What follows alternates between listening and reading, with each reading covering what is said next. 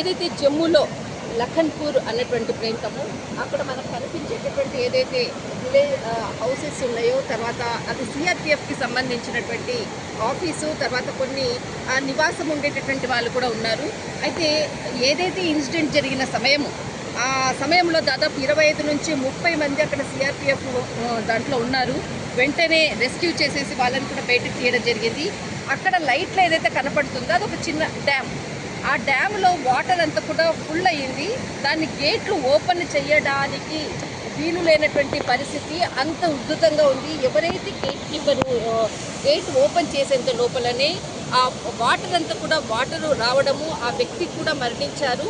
అయితే ఆ గేట్ల గుండా రావాల్సినటువంటి వాటరు ఒక్కసారి ఆ గేట్ల నుంచి రావాల్సినటువంటి వాటర్ అక్కడి నుంచి రాకుండా ఇలా వస్తున్నాయి వాటర్.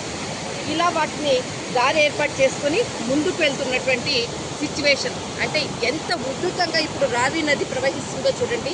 ఇక్కడ రోడ్డు కనిపిస్తుంది.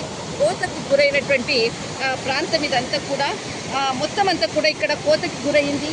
ఈ ప్రాంతం అంతా కూడా అసలు నేను ఇక్కడ ఉన్నటువంటి స్థలం కూడా నిలబడితే కూడా చాలా డేంజర్ ప్లేసు. అలాంటి సిచ్యువేషన్ ఇది.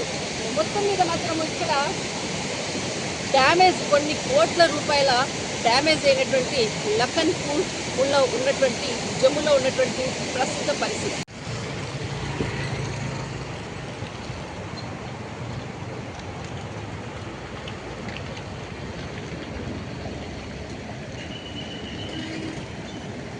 బీభత్సానికి ఇదొక చిన్న ఉదాహరణ మాత్రమే. ఇలాంటివి మీకు అడుగడుగున కనపడతాయి ఈ జమ్మూ ఈ ప్రాంతాల్లో అంతా కూడా.